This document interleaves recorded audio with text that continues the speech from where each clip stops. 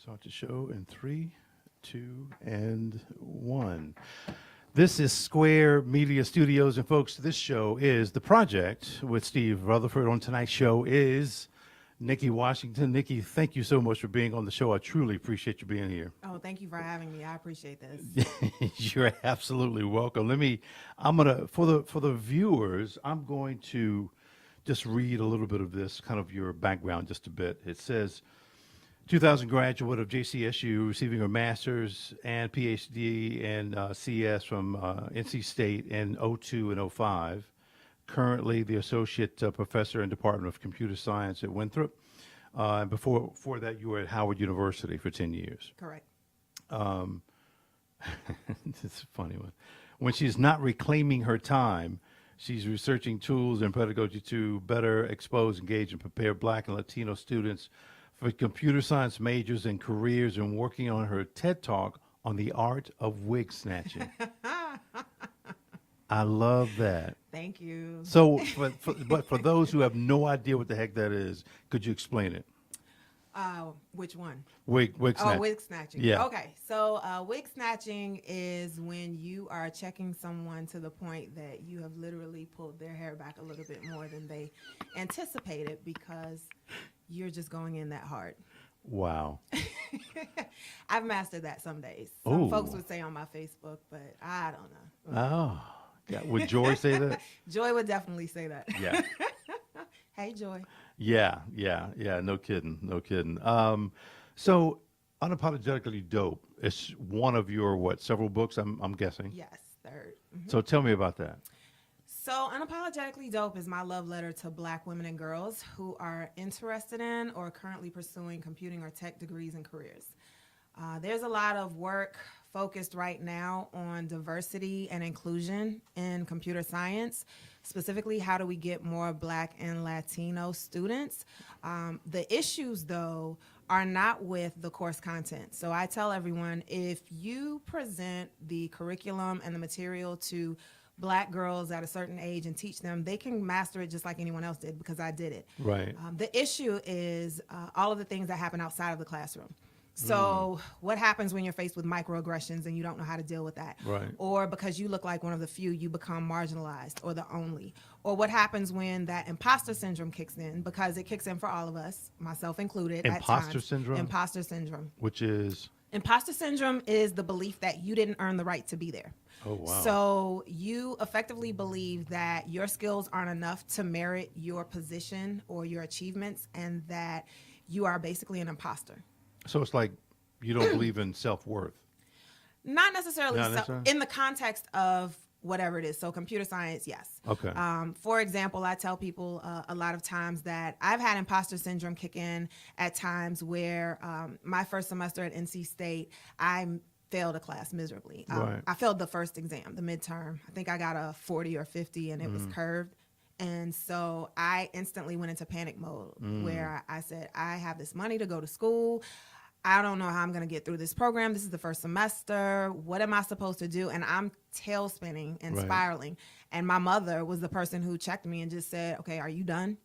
Because you took this money, you're there, you need to do what you need to do to get this out of you tonight, and then tomorrow you need to regroup and figure out how you're going to handle this. Right.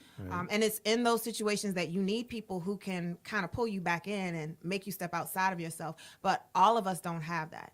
And so when it kicks in, it can be the difference between you just taking a moment to regroup and reset, or you just deciding, I can't do this anymore, and I'm going to choose to major in something else or go on. Oh.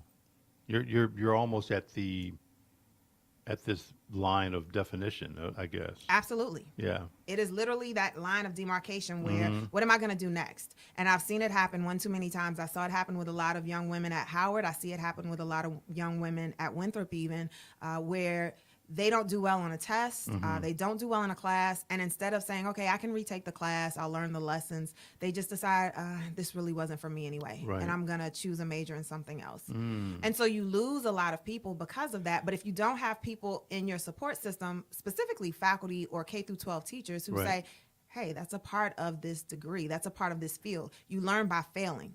And computer science is one of the few disciplines where you're taught to fail fast and fail often. Right, But right, we don't encourage that as much in our community because we're always taught you're supposed to be twice as good as everybody else. Exactly. So there's this issue and this challenge of how do I maintain being twice as good as everyone else, but I'm supposed to as well accept failure. That doesn't make sense. Yeah, right.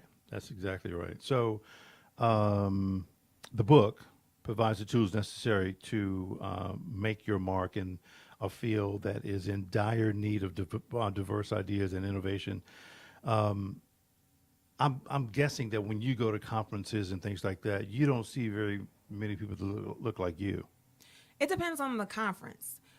Fortunately, there's a lot of work being done by some amazing women, minority women, Black women specifically, that are changing that narrative. So one of those conferences is Black Compute Her. It's co-founded by Drs. Jamika Burge, Dr. Quincy Brown, and Dr. Jaquita Thomas. It converges once a year, and it brings together Black women in computing and tech from middle school and high school up through industry and higher ed. And it's a weekend long of activities. And then there's also AnitaB.org, which is the premier organization for women in computing. Okay. And that organization does a great job. It's headed right now by President and CEO Brenda Darden Wilkinson, who has done a great job of making sure that it is inclusive for all women and all girls, regardless of your race or ethnicity or your country of origin.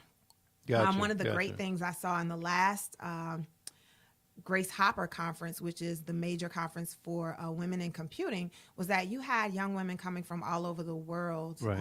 Even undergraduates. And it's refreshing, it's revitalizing, and it's needed because how many other places will you be where everyone looks like you? And if they don't all look like you ethnically, sorry. There you go. There we go. Yeah. Long day. Ethnically. If they don't look like you ethnically, then at least you know gender-wise, I have a village that I'm growing. Right. Is it, and let me just go through some of this stuff. You participated apparently in several of these companies and organizations, one of them being code.org. And I know that I saw yesterday evening on 60 Minutes this piece that dealt with the gender gap. From what I understand now, it was not done correctly. I mean, is that a fair assessment? Is that fair to say? Yes, that is a very accurate statement. And I'll just put these up there. In the story, they're saying that there are 500,000 open. That's a lot of jobs that are open. 500,000. It's a lot. So, which is accurate. the problem is the people in a position. Overwhelming. Okay, a lot of guys. Yeah, we got that part. Accurate. Women just occupy a quarter. I guess that's accurate. Accurate. Companies, universities, foundations have spent years and millions trying to attract women to tech industry, but the number of women majoring in CS has declined. Yes. What's happening? So a number of things. The decline is because of a lot of the reasons that we discussed, right?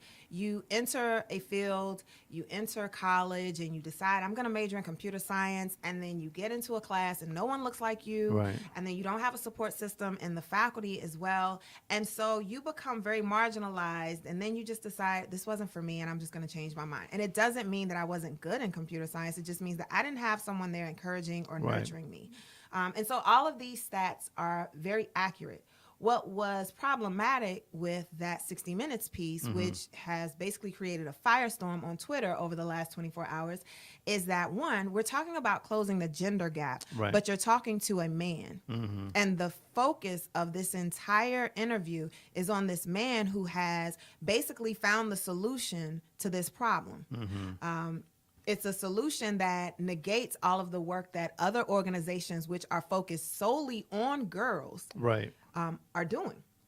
So, for example, code.org is open to any and everyone. Right. But there's organizations like Black Girls Code who actually was founded before code.org. There's groups like Girls Who Code. Right. There's groups like Black Compute Her. Intech Camp for Girls is one around North Carolina that Kalia Braswell started several years ago as well. Okay. These are focused solely on girls between elementary to high school.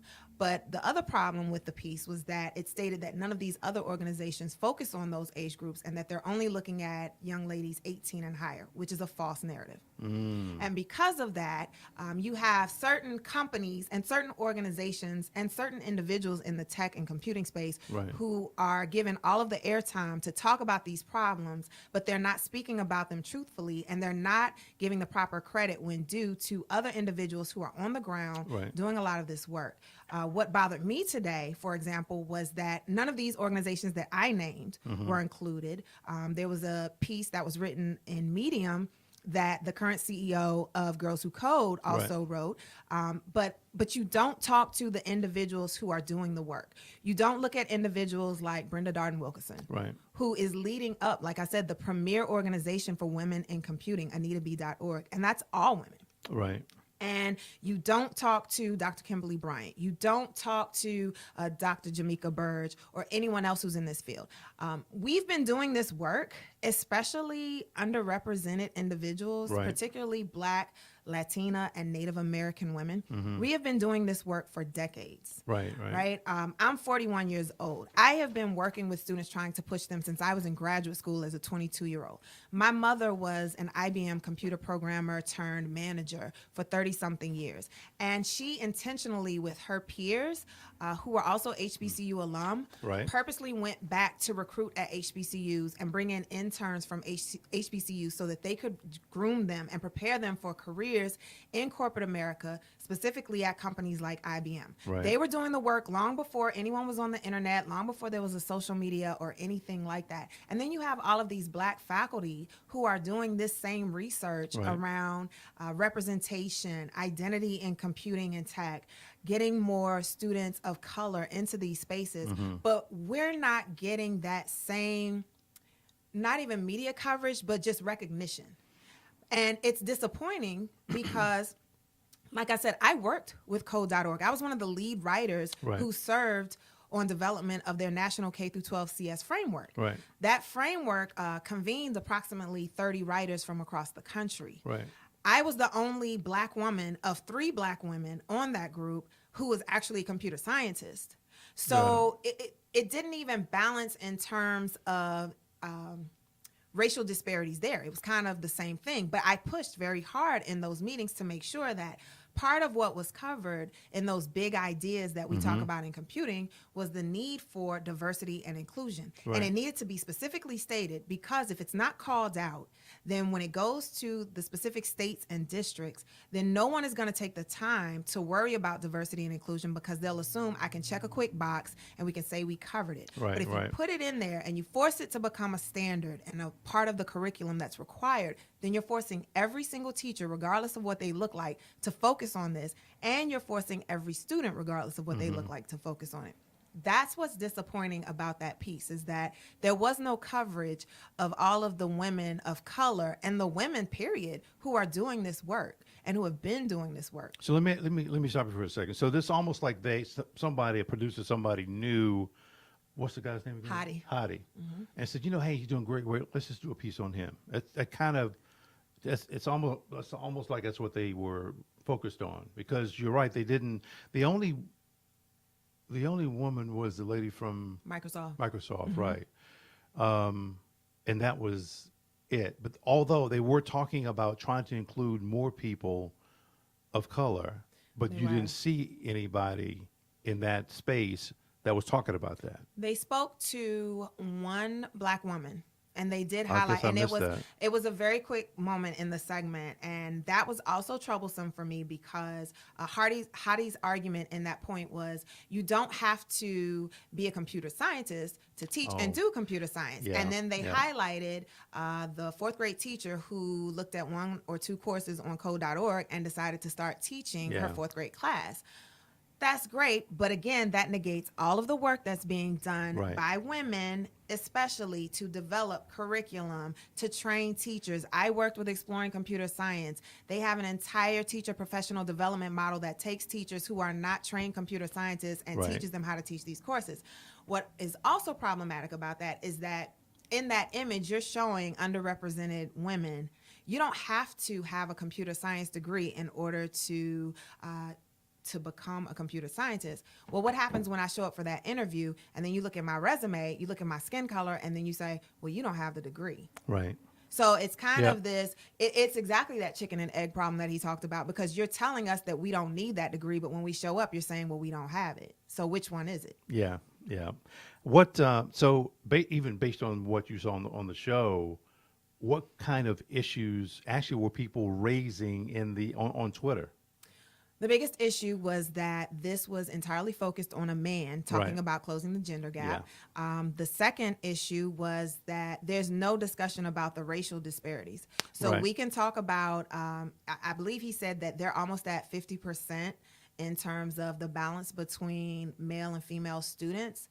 But that doesn't look at what's the demographic racially of those students, because Right. I can guarantee you that less than probably 10 to 20% of those are Black, Brown, and Native American. We see that problem all the time. And then it's very misleading to say that because you fixed the gender problem, that you fixed all of these problems. And that's again negating all of the work that's being done by a lot of us on diversity and inclusion, because a lot of us are sitting at the intersection of being Black and being a woman or girl. Right. So, Right. so saying that you fix the gender issue is not really fixing it for Right, us, because exactly. as Black women, we know that we still have other issues, even in dealing with white and Asian women Right. in computing. So to give that narrative was just completely untrue, and it was problematic. A lot of it was that homage was not paid to the proper people who Yeah. are doing that groundwork, and that it was very irresponsible for 60 Minutes to take that road. With that lengthy of a segment, Right. they could have pulled in at least 10 to 20 computer scientists who are all women, who are all doing this work. Right. And even if you wanted to talk about code.org, because he is the founder, that's great. Give him a quick blurb and shout out, but he should not be the focal point that's Right. standing there saying, hey, we're doing this great work. Nobody else is doing it. We're fixing this problem. So that was almost like an infomercial for him. It really was. It was. Oh, damn. Okay. I think, yeah. That That's the part. first thing that came to mind was Yeah. the infomercial. I'm Yeah, sorry. it was. Sorry, but I'm not sorry. So how, let me see, former exec, Heidi, blah, blah, blah.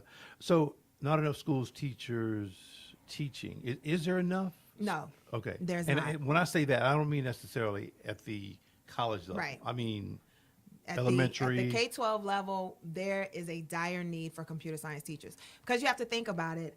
If you come out with a bachelor's degree in computer science, depending on where you live, you can make a nice amount. yeah. So that disparity between what I could get in industry versus what I could get to become a teacher is very large. Yeah. What you're finding is that some computer scientists who decide to leave industry because they have a passion for teaching are going back and teaching.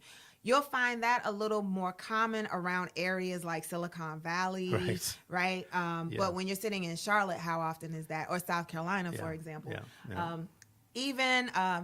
So what they're trying to do is take a lot of the current teachers and say, can we retool them? Particularly focusing in on math and the arts, because these are all around that STEAM focus anyway. Can we take teachers and retool them to teach them computer science fundamentals? So a lot of the work now is saying, can we give enough professional development to current K through 12 teachers Right. while still trying to encourage more teachers to come out of colleges and want to go into CS education? Isn't that kind of pacifying the situation though? Um, Or do you think that'll work? So I think there's a couple of things. One, it has not always worked how we've hoped and anticipated, Right. because you have some pushback. It's scary to learn something that you don't know anything about, and Right. you're expecting, how in the world have I been teaching history for 20 years maybe, and now you want me to learn computer science? Yeah. But there's a lot of professional development that's working on helping educators understand, just like students need to understand, that it's okay to not know. Right. And that inquiry-based approach where students take more ownership of the learning, so it takes some of that pressure off of the teacher to be the expert. And even I've done some of the professional development with teachers and working on some of the standards development in South Carolina. That's been a big concern. But I tell them all the time, you know, this is not a field where you get up there and students expect you to know everything. Right. I have zero problem on any given day telling students that I'm wrong. Right. And part of that learning process for them is that it makes me more relatable because, okay, well, she's Dr. Washington and she got that wrong. So I don't feel as bad now not knowing in front of the class. Exactly. And it helps them to become a little bit more confident in their skills and their ability and want to learn more. Like, you should want to outdo me. You should want to know more than me. And we tell them, again, if you're teaching fifth graders computer science, this is material that can be embedded even into other things that you're teaching. So it's not just sitting over here totally disjoint. Sure. It's such an interdisciplinary field that it applies to everything. So, okay. So there's a, when you go to, I can only go on some of the photos that I've seen of conferences and things, and they show just a sea of men at these things. How does that change? Or can it, that's a lie, it can change. But what are some of the things that are possibly in place that could make that change? I think some of the organizations that are in place, like I talked about with AnitaB.org, Black Computer, Code.org, Girls Who Code, those organizations are going to help to fuel that change. But we've got to get the students down the pipeline first. So, but when you say you're down the pipeline, what does that mean? That means that we've got to get them, a lot of them are in K through 12 now, so we've got to get them into higher ed, pursuing those degrees, and then into industry. So it's kind of more of a longitudinal study. Right. Given that, in the meantime, what it's going to take is more faculty in higher ed who are dedicated to diversity and inclusion, which is not a requirement at all. Right. More training on that, more expectation that they be inclusive and diverse on the faculty side, because even if you look at most faculty in computer science departments, whether it's HBCUs or PWIs, majority are non-Black. In 2000, I graduated from Johnson C. Smith. I never had a Black professor in my department. Yeah. And so the numbers are even more dismal for Black PhD faculty in these fields, or in these institutions. On top of that, what you really need are proper allies. And by allies, I mean those individuals who are the white and Asian men, and even the white and Asian women, who understand their privilege in this context and are willing to set that aside and do the work to make sure that more people who don't look like them have an opportunity, because they're sitting in positions of power. Right. Yeah, they are. And as long as we're waiting for these generations of young women to matriculate into colleges and universities, we still got to deal with the problem that exists, which is still going to be an overwhelming number of white and Asian men. And so if that's the case, then where are those white and Asian men who are sitting at the top of these organizations who are going to say, you know what, enough is enough. I'm tired of sitting around here and looking at y'all. Let's stop talking about it and let's be about it. Yeah. Yeah. What can parents do, if anything? Parents can do a lot.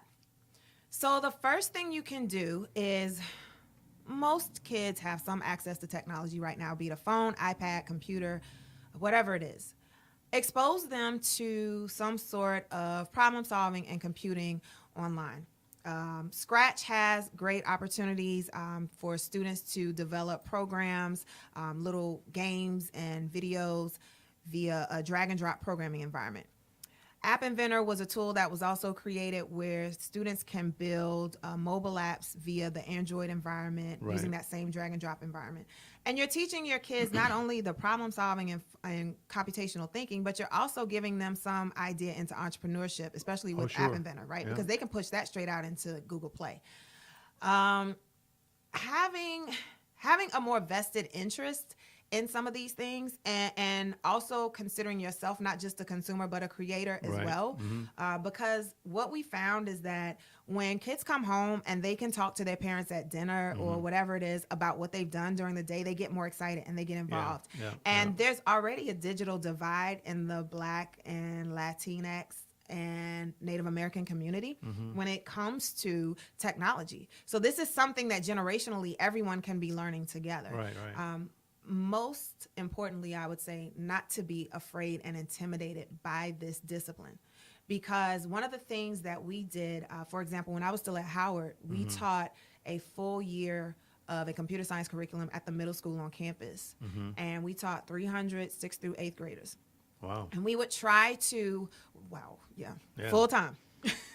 But we taught, what we would do was we tried to create a parents portal of information for them as well. So as the kids went home and they talked to their parents about what they were doing, we had additional reference material for them. Sure. And in some of those meetings and parent-teacher conferences, they would say, well, I really want my child to excel in this, but I just don't know what to do. This is just too much. It's overwhelming. And the key, I would say, is just to not be afraid of it. We're all using it. Everyone's using the technology, but we're trying to just shift that mindset from just being the consumer to the creator. And it's really not that hard. There's so much of technology that touches our daily lives. And when we think about all of the computational thinking we're doing just in basic movement and trying to get from point A to point B every day, it's just about putting it in the context of a computer. Right. And understanding that that box that you type on is only doing everything it's doing because someone else has told it to. Oh, for sure. So tell me this then. Oh God, I lost my train of thought so quickly. Oh my God. I'll just go with one of these. Do you think that it's marketed correctly? I mean, Computer science as a whole? yeah, because I look at it like this. I think computer science can be sexy. Personally, I really think it can be. I don't know that it's pushed out there like that. I think that's part of the. I think a lot of people see it and they see the Matrix movie, all the Yes. The numbers coming down, but whatever the heck that was. Yes. But that for some people doesn't seem to be pretty. It doesn't seem to be sexy. Yeah. I think there's still a public relations problem Yeah. because if you think about computer science, you automatically think of the white Asian male nerdy pocket protector just behind a computer all day, no social skills, right? No ability to interact with people. And I think that it requires seeing more people who look like you, more culturally relevant role models, more individuals who not just are in the field, but are saying that this is possible for you. Right. I heard a great quote. I just came back from a conference, a Respect conference in Minneapolis this past week. And one of the most amazing quotes was that we need culturally relevant role models, whether they're in computer science or whether they're Cardi B. And it's that same logic of you need to capture students where they are and make it sexy. Right. And if what I'm paying attention to is the Cardi B's and the LeBrons and whoever else, making them aware of these opportunities and just having them put that buzz in kids' ears makes it a lot more sexy and attractive. And then you hook them. And then you can start to show them, okay, well, let me give you all the fundamentals and let me show you all that you can do. But you've got to be willing to put people who look like those students in front of them. That's true. Or at least the ones they admire already. So how can you actually make this something that kids enjoy getting into? I think that's being done already. You think so? I think so. Those kinds of camps in tech, Black Girls Code workshops, Girls Who Code workshops, that's all happening. Right. It's just the point of entry, getting them to that door first. Sometimes it becomes a matter of access because depending on the city or town you're in, whether there's a chapter there locally is one thing. And then there's also the issue of getting it into the schools, right? Because a lot of these programs serve as after school activities or their summer activities. And so if you're in a situation where your parents can't necessarily afford for you to stay after school because you have to get back home and help, look out for some younger siblings, then you don't have those opportunities. So a lot of the work that I try to do to complement those activities is also make sure that there are standards and there's curriculum in place in these schools so that all students have access to them. And that's not just work that I'm doing. That's work that, CS for All is doing, AnitaB.org, and all of these other organizations, and even Code.org in the development of their framework. So we have to be able to capture them on both ends.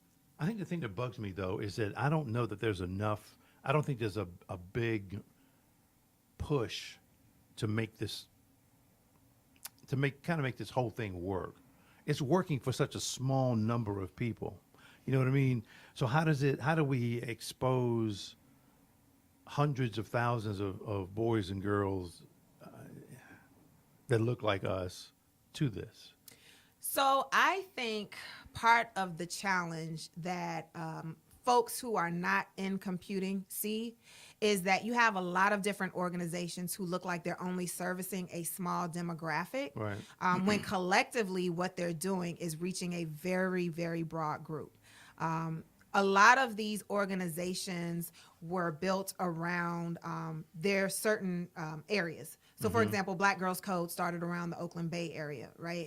It was born of the fact that Kimberly Bryant could not find activities for her daughter to participate in terms of programming. In Tech Camp for Girls was kind of the same thing. Kalia's a North Carolina native. She's an NC State alum and UNC Charlotte alum. And so she created those around here for young girls to have those opportunities. And I think we see pockets of them, but we don't see how they all connect. And they're all working together in certain aspects. And then you have organizations like CS for All, which is bringing all of these organizations together to do this work as well and supporting a lot of these efforts. So I think maybe we need to do a better job outside of the computing community of making people aware of what all of these organizations are and how they fit in this large puzzle that is the computing and tech space. But I think it's doing a good job of reaching people. But so you're one person trying to, and you're doing whatever it is you got to do. You're doing everything. And there probably should be about, I don't know, 5,000 or 10,000 of you that are out there trying to push everything that's going on with this. Because here's the thing. This is a very important job. It's a very important job. You can make a lot of money at being a in the field. And I don't know, I hate sometimes having to push the whole money idea, but sometimes you have to push the money idea to get people motivated into liking something like this. I have a granddaughter. We think that she's going to we're kind of pushing that notion of coding. And we just hope that she doesn't lose interest in it. But I'm looking at all of this based on our conversation, the information that I looked up today, and even the 60 Minutes piece. And I'm like, man, I'm like, how do you get, I guess, more of us involved in this? And listen, you've already answered it 3 or 4 times, 3 or 4 different ways. I think it's a tough job. It is. And couple of points is there are thousands of us. It just doesn't look like it, right? Okay. So, I could name a ton of people who are in high positions that are doing that work, but that's part of the problem with that 60 Minutes piece, right? Because when you have you don't discuss all of these people. So for example, and this is just a range of people of all races and ethnicities and genders.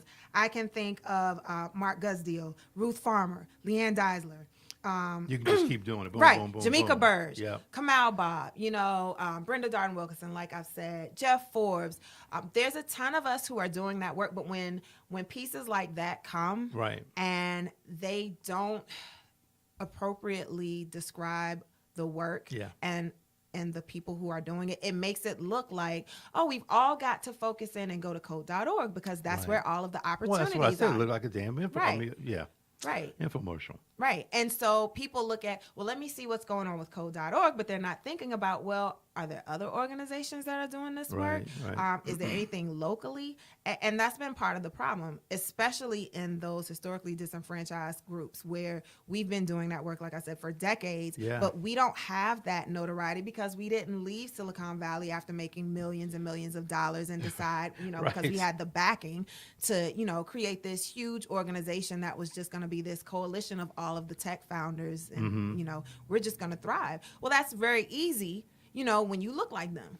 Of course. And part of that problem has been, you know, at what point do we actually take people to task? One of the things I said today was that, you know, diversity is like the new black, right? Black and brown are the new black. And it's because if you were really serious about diversity all this time, where were you prior to 2013? Exactly.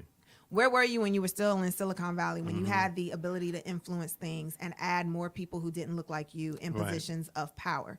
And so now that it's a buzzword, we get the problem that we have, and it negates all of that work that everyone else has been doing for decades. So folks who are in the industry, do they find it difficult getting a job? It depends. Because bottom line is this: you can be computer science until Yeah. all over the place, but when it comes time to get that job, that's when your skin color comes into play. Yeah, and it depends on the organization Right. and the person you're in front of. I tell people my story all the time. I graduated from NC State and took a job at the Aerospace Corporation. And one of the things, I was the only Black woman in my department. Of course I was you were. but everyone in our department had to have at a minimum a master's degree. Right. And so that proved itself problematic for some people at times because I had to deal with microaggressions, of course, because I don't have that, and why would you? So I remember even speaking to my manager at the time and saying, you know, I'm doing all of these presentations over at Howard about graduate school, and Right. why aren't y'all recruiting there if you're going to Virginia Tech and Right, George right, right, Mason? right. And I was blatantly told, well, I mean, I think it's because Howard's probably not as reputable, and we just recruited the more reputable schools. And I just did this look like, okay, well, if that's the case, then why are you not recruiting at A&T? Because A&T is the second ranked engineering school in the state of North Carolina, and it's Right. nationally ranked. And I was told, oh, well, I didn't know that. I'll look it up.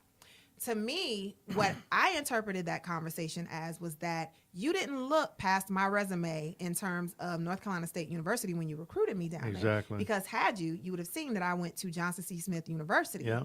And that, in the grand scheme of rankings of even HBCUs in computing at the time, was not ranked compared to a Howard, Hampton, or A&T. So for me, it was problematic on a number of levels. Now, my hiring manager, you know, I think it was just an ignorance that he did not know. Right. Because he tried to rectify it very quickly once I then turned in my 2-week notice, Right. you know, a little bit later. But in those situations, you have to have people who are willing to fight behind the scenes to hire those individuals and call people on the carpet when they are not appropriately including a diverse pool of candidates. Is it a somewhat of a closed society? It can be, depending on the organization, Right. Because, and it will be blanketed under a lot of times a good fit, right? Or a company culture. Yeah. You know, I've spoken in depth about, you know, situations where I was told I wasn't a good fit for Right. a company culture. And that was really code speak for, Sure. you know, like I said in the book, you know, too black, too loud, too Yeah. authentic. Yeah. And it's the same thing that our ancestors were told when we were told, you know, we were uppity. Yeah. Right? Yeah, You know, yeah. the times change, but the language and syntax does, but the meaning doesn't. And until we have those individuals who are willing enough as allies to say, this isn't right, and I'm going to put myself in the position of power so that I can make the change, then a lot of this change won't happen. Because in order for us, in terms of historically disenfranchised groups, to get to those positions of more higher ranking, we have to have individuals who are already there, who are willing to open that door and fight for us. And that does not always happen at every Right, organization. right. Some do Yep. it better than others, Yep. but there's still a long way to go. I totally agree with that. What do you think about the idea of a bunch of CS folks getting together and starting a company? I think that would be amazing. I mean, are there any? I think there are a lot of startups Right. that are in the process. I have a ton of former students, my Howard babies, who are out there in Silicon Valley who are doing some amazing things. Some of them have left some of the major tech firms Right. to work on their own startups. I have colleagues and former colleagues who are in that space as well, Yeah. who are doing a lot of work. Dr. Grant Warner and Dr. LeGann Burge from Howard are doing a great job on that front.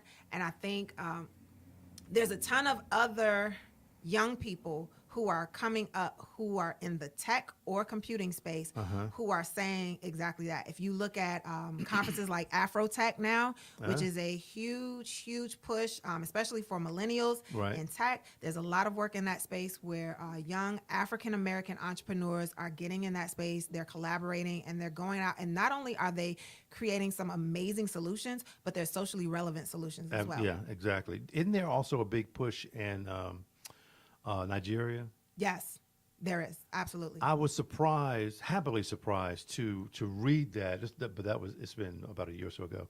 But the tech side in Nigeria is absolutely amazing. I mean, can you even speak to that at all? I don't have much knowledge on that piece aside from there is a lot of work on drone technology that has originated and is thriving in Africa.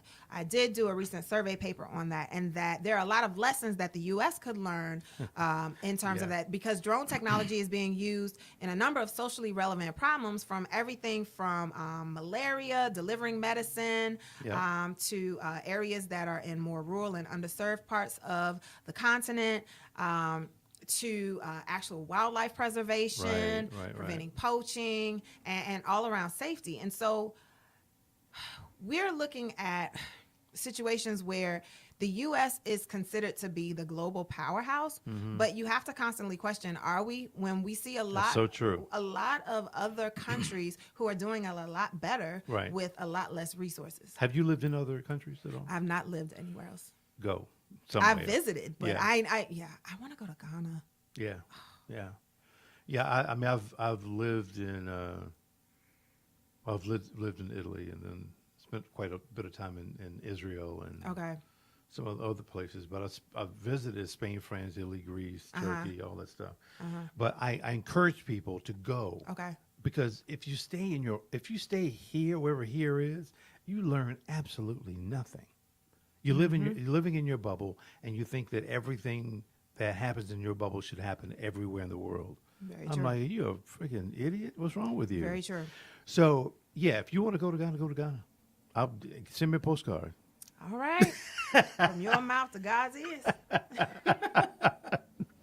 think that would be amazing. Did I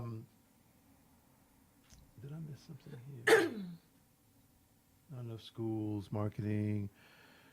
How to become so male-dominated. How did that happen? I think it's always been. So if we look at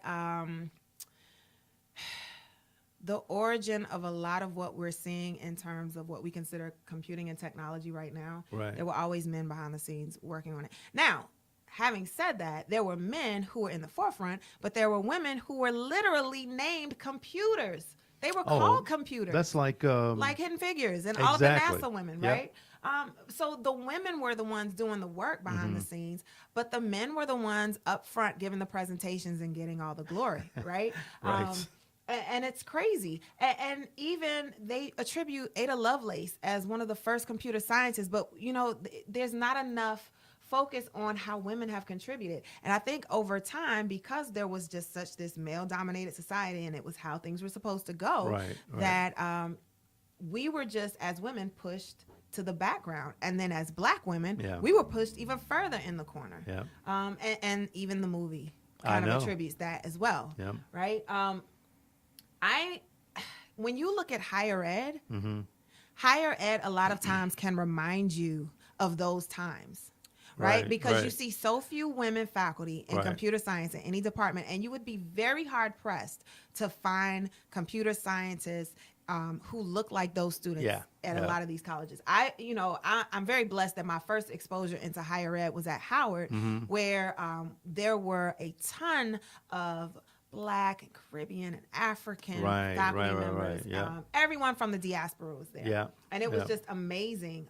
And everyone poured into these students, and the students came from all over. but it was still male dominated, Of course. right? So when I arrived at Howard in 2006, they just lost one faculty member who's a woman, a white woman. They've never had, in 2006, a black woman as a faculty member. So I arrived with another woman who was from China, and we were the two women in the department Right. for a long time. Dr. Jamaica Burge came on as an adjunct faculty member, but aside from the three of us, that was the only representation. And actually, Jamaica and I were the only representation that the young black women saw in themselves. So if you weren't fortunate enough to take her courses as an adjunct professor, then Right. at least you would catch me on the front end. Wow. Wow. Yeah. Not enough. Yeah. I bet on up here, how do we correct the slide? But we've kind of talked about that. Focus B, 8 to 12-year-olds. I do believe that you have to catch these kids early. It's not to say that anybody who is older than 15 or even 18 can't get into Right. it. But I think if we catch them there, that creates a flow, kind of a steady flow of kids who really want to get into it. Yeah, I agree. And I would say even younger.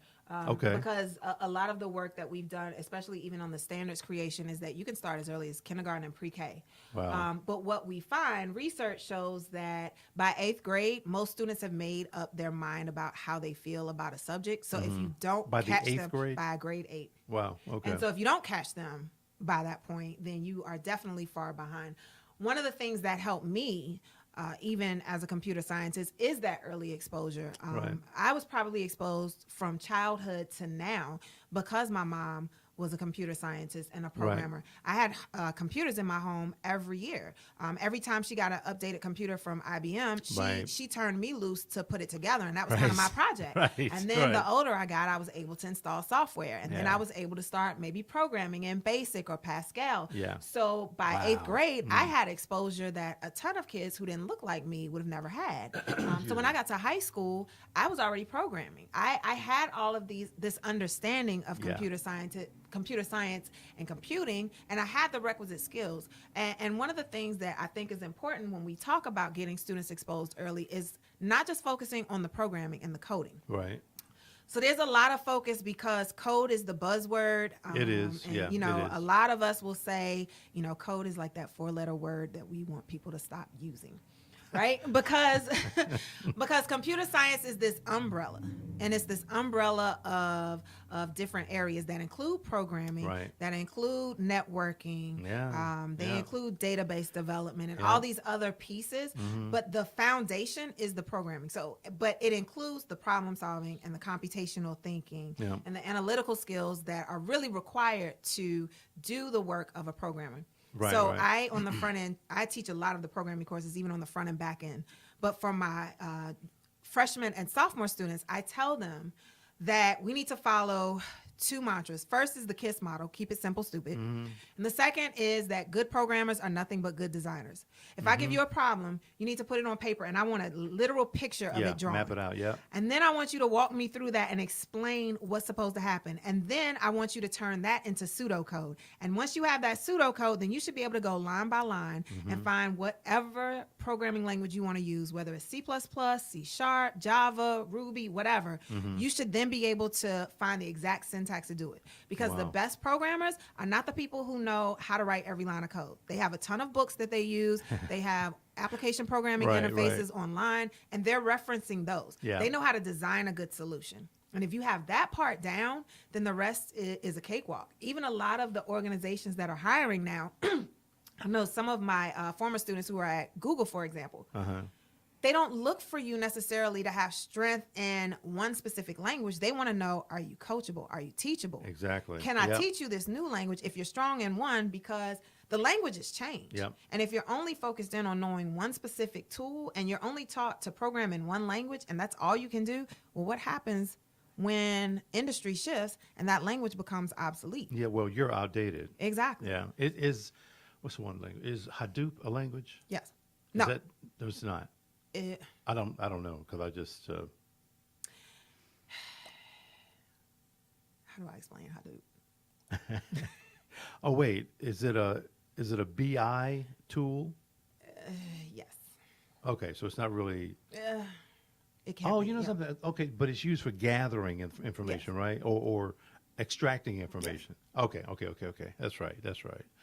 That's right. That's right. I remember that now. Okay. And one of the things that we need to stress to students is that it's okay to pursue degrees in computing. It's okay to not and still have the requisite skills. And that's a lot of the work that we're doing as well, is that we want you, which is part of that framework that code.org developed. Their purpose was, we know every student's not going to major in computer science. Right.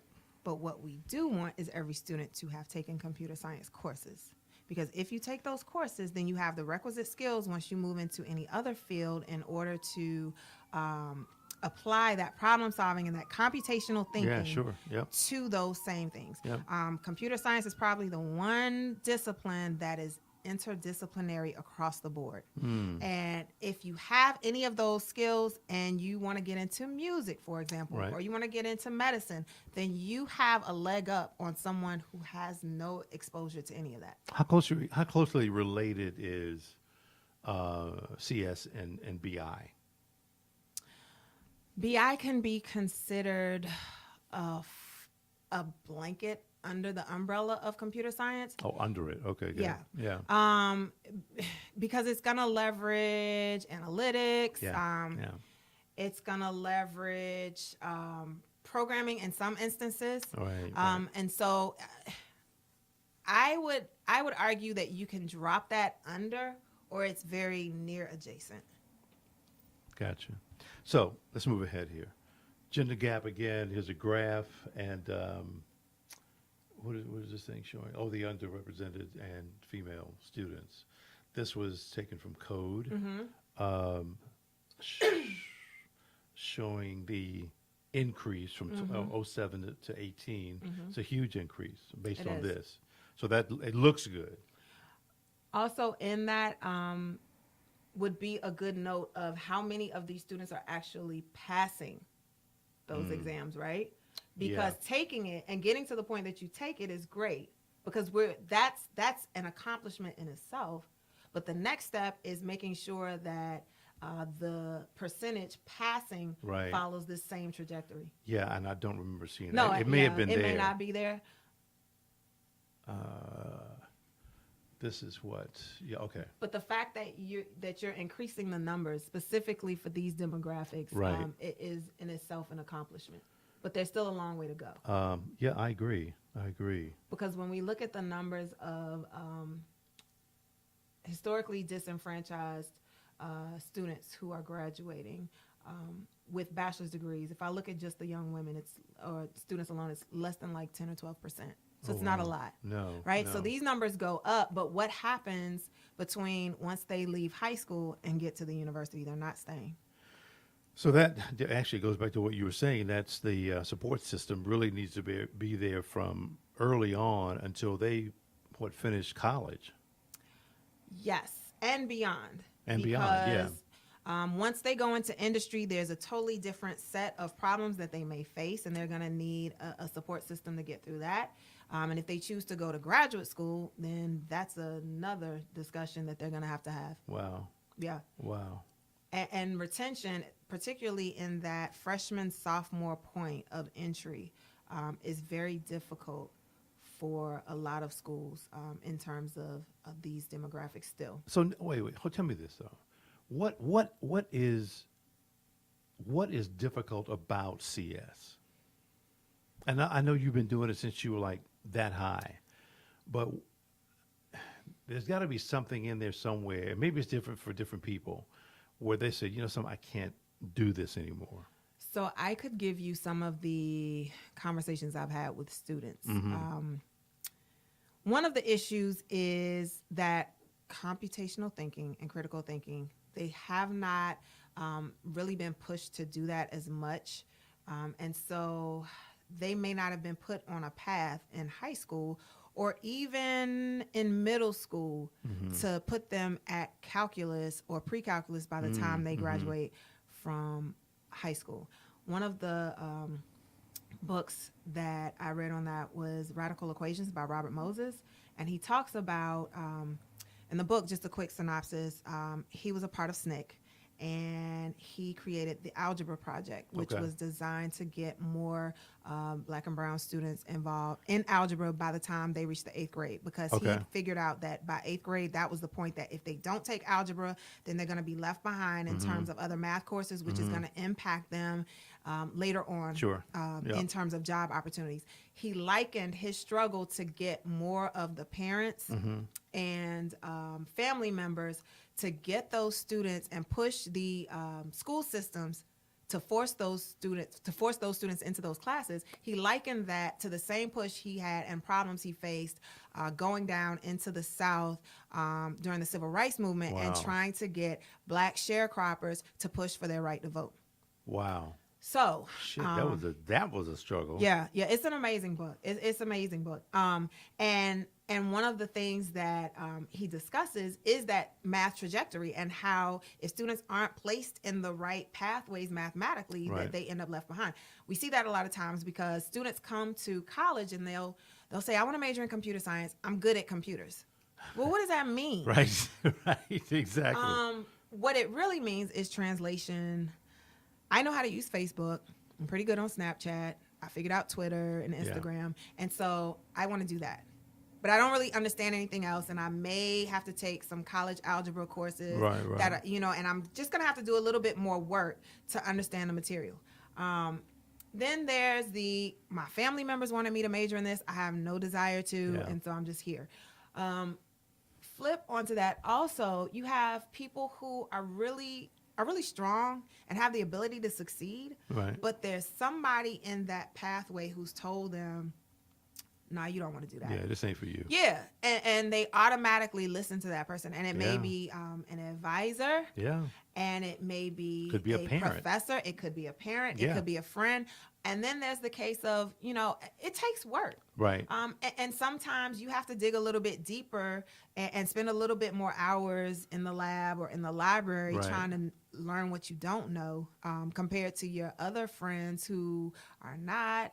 And so peer pressure can play a role. And then there's just the students who come to college and, they just want to college and they college a little too hard in those first 2 years. And so let me ask you this, because you mentioned about Facebook and Twitter and all those apps. I mean, can somebody, is there a degree now for developing those types of apps? You would be hard pressed to find a degree that focuses just on app development. Because they have it for gamers.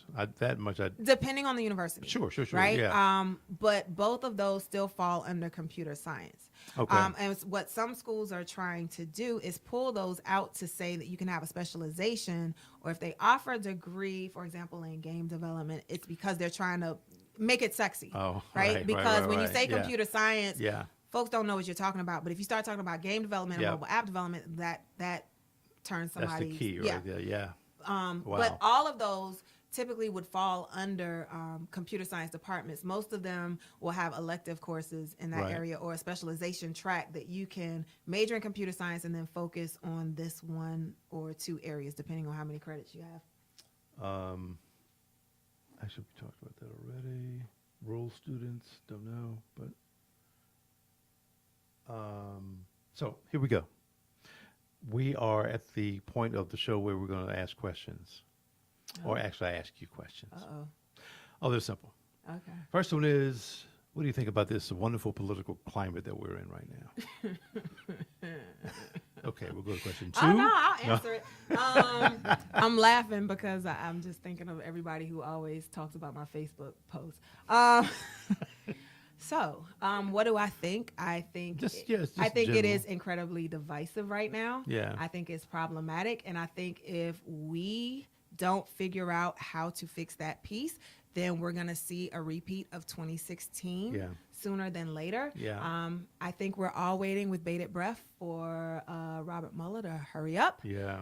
And you know what's sad though? I think I looked at the numbers. There's more Democrats / independents than there are Republicans. Mm-hmm. So how in the hell do we not win almost every election? I think there's just been so much division people between lazy. us, right? That and you've got the folks who, for whatever reason they choose not to vote, Right. Which I don't understand. And then there's so much, like I said, division, and it's probably the same with Republicans, but Yeah. I'm just not. I don't, and I fear that it's gonna get worse before it gets better. Still, I think you might be right. The announcements that keep coming out in terms of who's running in 2020, is showing that it's gonna be scary, and people better pay attention. And I agree. And act accordingly. Yeah. Oh, I totally agree with that. Totally agree. All right. So, do these two organizations, in your view, do they matter? Absolutely. First and foremost, I think without question, we don't even need to talk about why Black Lives Matter. I think we just saw yesterday, the cops got off for killing Stephon Clark. Yeah. You know, so we constantly have this information pumped in the news about cops killing Black men and women. Yeah. Black boys and girls, even, not That even is men true. and women. That is true. And at what point are we as a society going to say enough? But this goes back to the whole allies point, right? Because we get it. Yeah. You know, at what point do we have enough people who, I'm talking to y'all 53%, who say enough is enough. Right. And I'm going to vote in my best interest and not in terms of race. But this is America. So at a certain point, it makes my heart hurt to say, what do you expect? Right. But, you know, as long as we still have 53% voting the way they did, then, you know, how do we ever really have allies? Right. How do we know, and how do you know who is an ally? That's true. Me Too, I think, is an important movement. I'm glad that it is seeing the light of day and that there's a lot going on. But I am also seeing a lot of division within discussions around this. Yeah. Right? Particularly in our community. I see it a lot, you know, the discourse between some of the celebrities in our community who were, what's the word I want to say? Who are being brought out or reminded about their activities versus others who are in the white community. Yeah. I think it is all bad. And I think that, you know. But we need it. We need it. Yeah. We need it. And we can't, I am of the belief that you can't delineate and appease one because the other got off. I think it's all problematic. I think it's a problem that there is more tolerance in certain communities of it.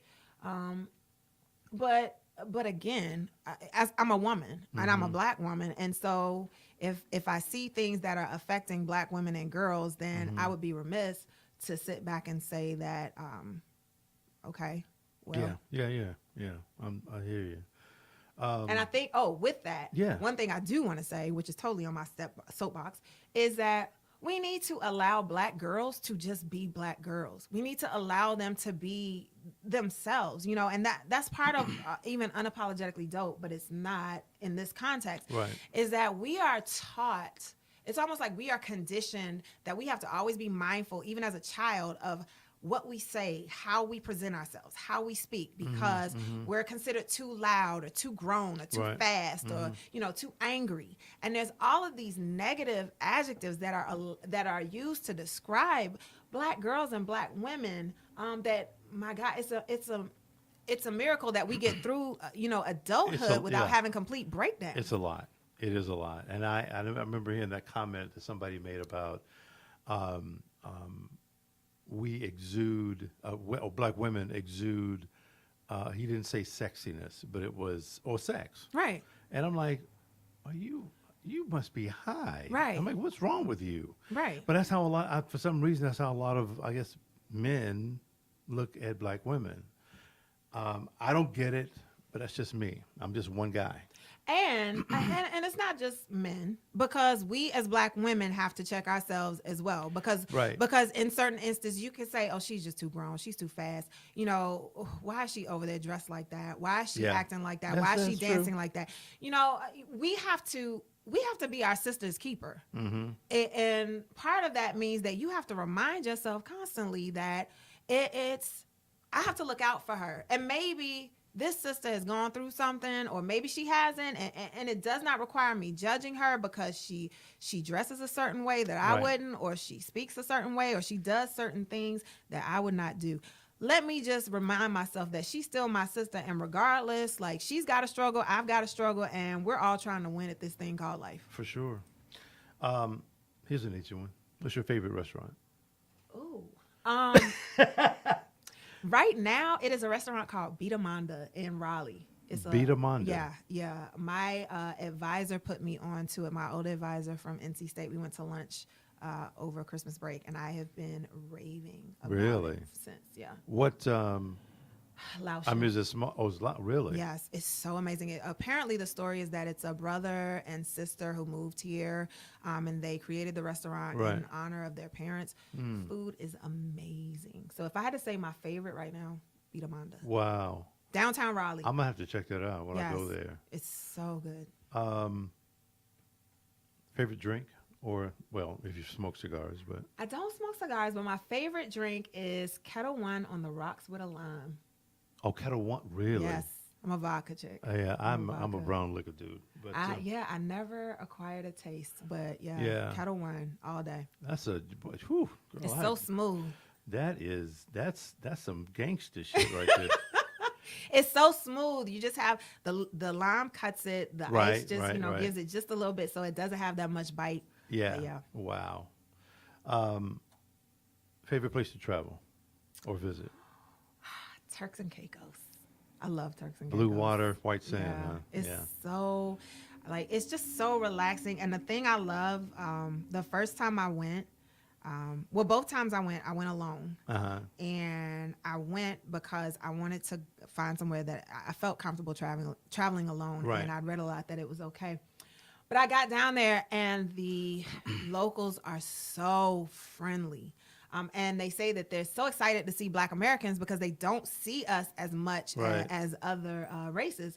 And so they totally looked out for me. They told me everywhere I needed to go, whether they were in the restaurant or giving a tour. So the next time I went the next summer, a lot of them remembered me. Oh. And they would tell me additional things. And one of them, I was doing a tour. She told me our cousin was just starting a jet ski business. So I called him. He came and picked me up, took me out to the beach and took me around the entire island to Princess House, everywhere. Like, it was just amazing. Wow. So I enjoy the friendliness of the people. Like, they are so amazing. Turks and Caicos. I've never been there. I'd love to go. It is so much fun. It is so fun. Here's one for you. So who or what is God?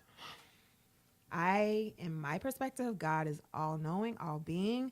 God is a central force in my life. I'm a very spiritual person, and it's funny. I just hung up with an interview with someone, and she asked me, did I consider myself religious or more spiritual? Right. I definitely believe in a God. I believe that all of my steps have been ordered already. And I believe that faith plus tenacity and work will get me pretty far. They have. And so I agree with that. Yeah. I